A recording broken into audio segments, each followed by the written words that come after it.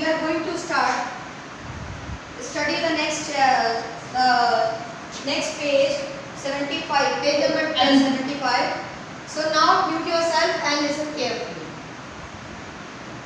Let me read for you.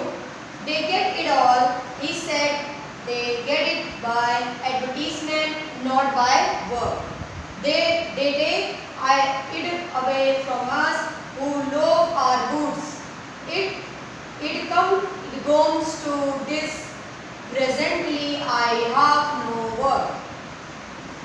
Every year it gets less, you will see. This has been told by Mr. Gessler to narrator. Why he told this? Because he found the shoes who was made by the big firm, it was not working well. It creaked and it lasted very shortly. That's why he was telling the reality of the big firms, how they get many orders from the customer. He is telling the reality and the actual status of his also. Like he is telling that they get the customer because they do advertisement of their products. Let's see, here it is written that they get it by advertisement. It means they advertise their products, they popularize their products, generalize their products among the people so that people can come to order the products made by them. Okay, so it means he is telling that because of the advertisement, the big firms getting the orders from the customers, and customers are liking the big firms because they are doing advertisement. But in the second case of Mr. Gessler, he never did any advertisement for its product. It means for its good, he never did any advertisement. Even though he never put any poster, any advertisement, any LED on his shop even. It means he wanted to show his quality to the people, that they must understand the quality of boot making, because he was an artist.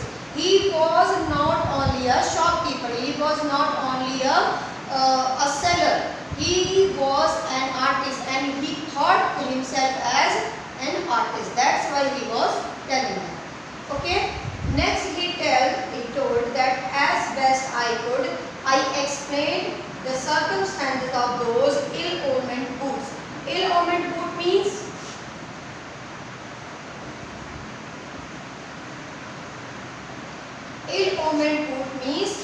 bad boots. Ill-omened boot means it means badly constructed boots. So he was telling that why he purchased those boots to Mr. Gessler, because he found that Mr. Gessler was complaining, indirectly he was complaining to narrator that why he didn't purchase or buy the same product from his firm. It means from Mr. Gessler. That's why just to console them, just to make him satisfied, he was explaining the circumstance, the situation when he bought those shoes from the big firm. But his face and voice made so deep an impression that during the next few minutes I ordered many pairs. And that day he decided to order some pairs from Mr. Gessler, because he found that very bad situation of Mr. Gessler. He was not getting many orders, he was not getting much prosperity, and he was not getting many orders. That's why he was becoming poorer and poorer day by day. Okay, they lasted longer than ever. It means when he ordered 2 or 3 pairs from Mr. Gessler, those shoes lasted for very long, and then I was not able to go to him for nearly 2 years. It means for the 2 years he never visited the shop of Mr. Gessler. Then it was many months before my next visit to his shop This time it appeared to be his elder brother and handling a piece of leather. It means next after 2 years, when the narrator went to visit the shop of Mr. Gessler, he found the big brother out of the two brothers. Okay. Well, Mr. Gessler, I said, how are you? He came close and peered at me.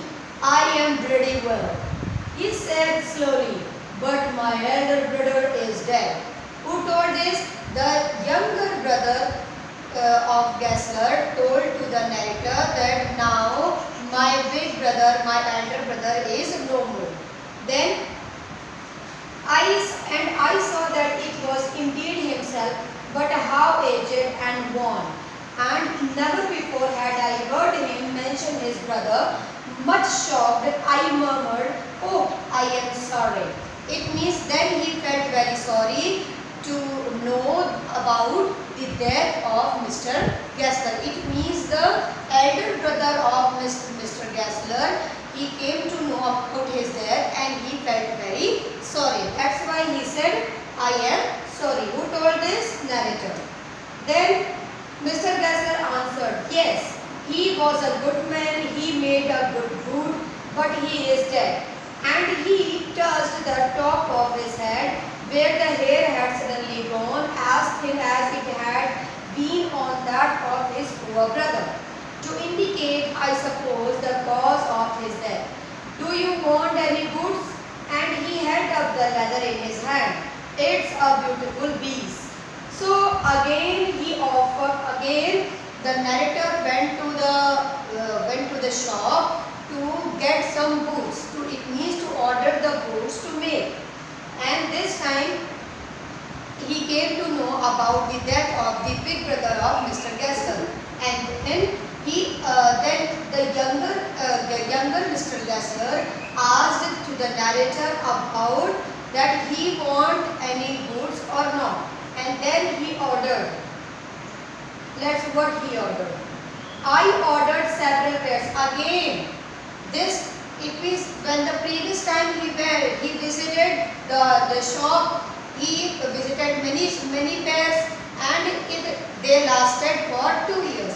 This time he again going to order many pairs. So it was very long before they came, but they were better than ever.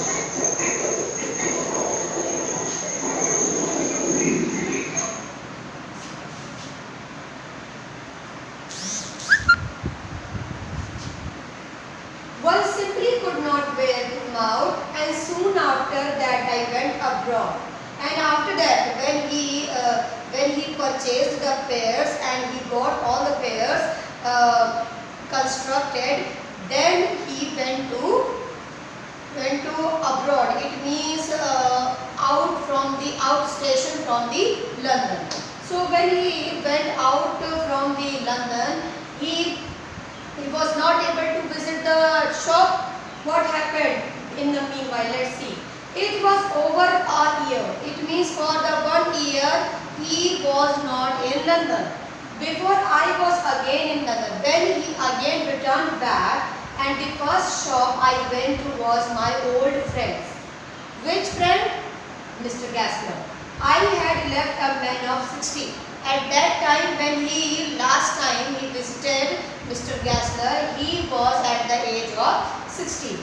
I came back to one of the 75, pissed and worn, who genuinely this time did not at first know me. Do you want goods? Again when he came, it means when he returned to London and reached to the shop of Mr. Gessler, this time that person became 75 years old. The person became 75 years old, and he was was not able to recognize the narrator because his memory got elapsed, or we can say that his memory gonna be. That's okay. So do you want some boots? This time again, who asked? The younger brother of Gessler, who was of 75 years old. was asking that he want any goods or not. I can make them quickly. It is a slack time. Slack time. Slack time means it is very slack time, and I can make the goods for you very quickly because there is no work with me. It means I have no order from the other customer. You are the only customer who can give me an order. Then I answered, please, I want goods all around every kind. Why he told this? Because he is telling that I want all kind of goods. I want all kind of goods. It means for every occasion he want goods. Then I had given those goods up when one evening they came. One by one I tried them on. It means he ordered several pairs of the goods, and he found, and he was started trying to are they fit in the legs or not. In shape and fit, in finish and quality of the leather, they were the best he had ever made. It means many times he visited the shop and many times he ordered the boots. But this time he made the boots of the best kind, of its best kind. Then I flew downstairs and wrote a check and posted it at once with my own hand. It means now he wanted to pay the bill of several pairs. So he went to visit the shop again. A week later, passing the little street, I thought I would go in and tell him how splendidly the new boots fitted. But when I came to where his shop had been, his name was gone. But when he went to give to the bill, it means when he went to pay the bill to the man, Mr. Gessler, he didn't find the shop at the same place. Where he gone? Where the whole shop gone? Let's see. I went in very much disturbed, and in the shop there was a young man with an English face. The person, Mr. Gessler, was having red beard. But this time the shop was gone and nobody was there, and the name which was having the cardboard which was on which the Mr. Gessler was written, now it was gone. And this time only what was written? Nothing was written, and there was a man inside the shop. He was an English person. It means he was the person who belonged to the same place from London. Okay. So then he asked the permission. Mr. Gessler in? No, sir. The English-faced man replied to the narrator that there is no one as Mr. Gessler in the shop. But we can attend to anything with pleasure, but we have taken the shop over. Who asked? English-faced men are told, replied that there is no one as Mr. Gessler in this shop, but we have bought this shop from the earlier shopkeeper. It means he had purchased that shop from Mr. Gessler. So the next person has come to replace Mr. Gessler. Now, yes, I said, but Mr. Gessler, it means he is asking about Mr. Gessler, where he is. Oh, he answered, dead. Now he came to know that Mr. Gessler is dead. Please, nobody will start speaking. I can listen that someone is opening his mic.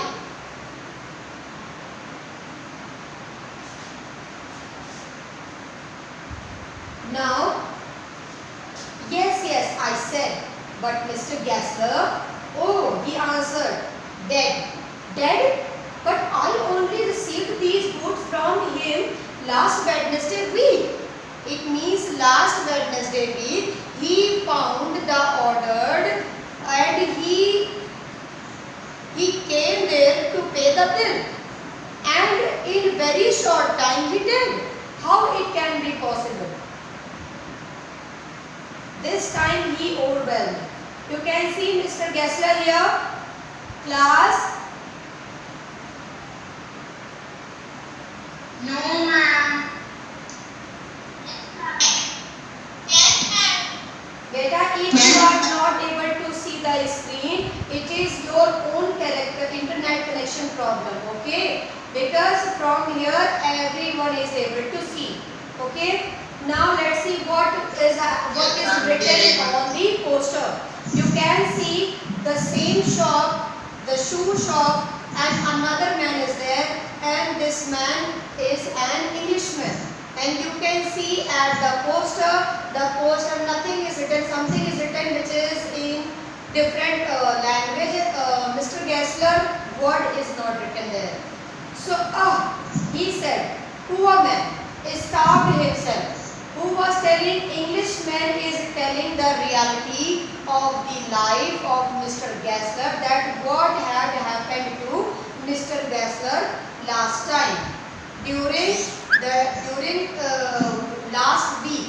It means in the last week what had happened, that he got died.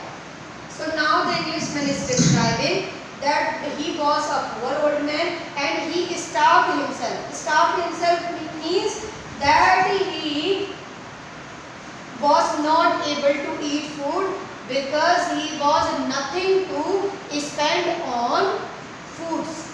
He was not having any penny to spend on food.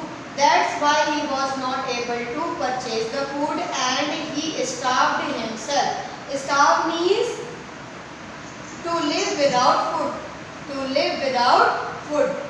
Slow starvation. It means slowly he left his eating because he was not having any order, he was not having any money, any penny to purchase the food, and lastly he ceased to the death. He ceased to the death. The doctor called it, you see, he went to work in such a way, would keep the shop on and wouldn't have a soul touch his goods except himself.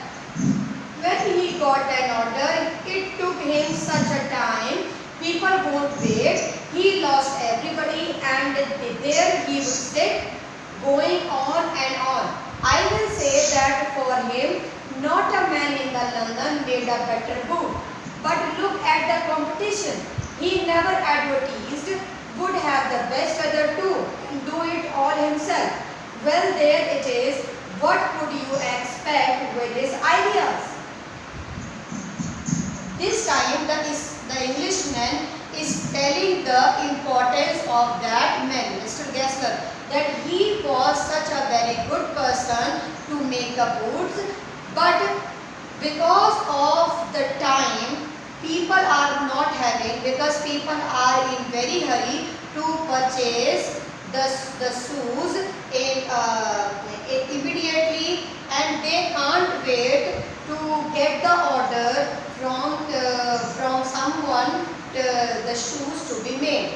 That's why he lost all the customers from London, and slowly he was not having any order except the narrator. Even the narrator was also not visiting the place very frequently, because whenever he went to the shop, it was needed. That's why he went. But this time he came to know that he lost all the customers from London and nobody was buying the product, giving the order to Mr. Gessler. That's why he starved and he starved to the death. Now he is asking that why, but starvation? But what happened while he was starving? That may be a bit flowery, as he said. The saying is, it means people of the same area are telling about the Mr. Gessler's death. That, but I know myself, he was sitting over his boots day and night. To the very last, you see, I used to watch him. It means the Englishman is telling that he used to watch Mr. Gessler, that he never gave himself time to eat. It means when he was making, it means when he made, when he used to make the boards, he never ate at that time, because he was not doing, he was not just making the boots. He thought the boots to made in a best, with the perfection. They should be made with the perfection. He thought, Mr. Gessler, he was an artist. Why he was called an artist? Because until the work is completed in the perfect way, that time he never ate. He never dared to eat a bit of the food. It means he was very dedicated to his work, because he never wanted to leave a single complaint to the customers about his goods. Next, all went in rent and leather. It means whatever money he was having, everything went in, everything he lost in the rent of the shop and in the leather what he purchased to make the boots. How he lived so long, I don't know. He regularly let his fire go out. It means the fire of his body. It means the health. Now during that time his health was going out. It was decreasing day by day, and he was a character, but he made good books. It means he was an inspiration for other people, but nobody would take the inspiration from Mr. Gessler, because yes, he did very good work.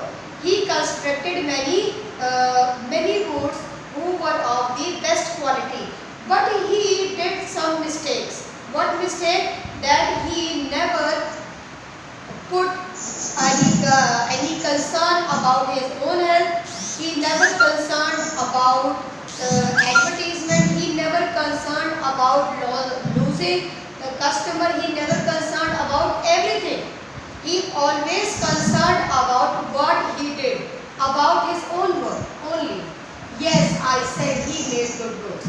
So the chapter has been completed. The name of the narrator was John Galsworthy. Okay? And John Galsworthy dedicated the whole chapter to the shopkeeper who was a shoemaker. He was not only a shoemaker, he was not only a shopkeeper, he was also an artist. That's why he was calling him as an artist. Thank you.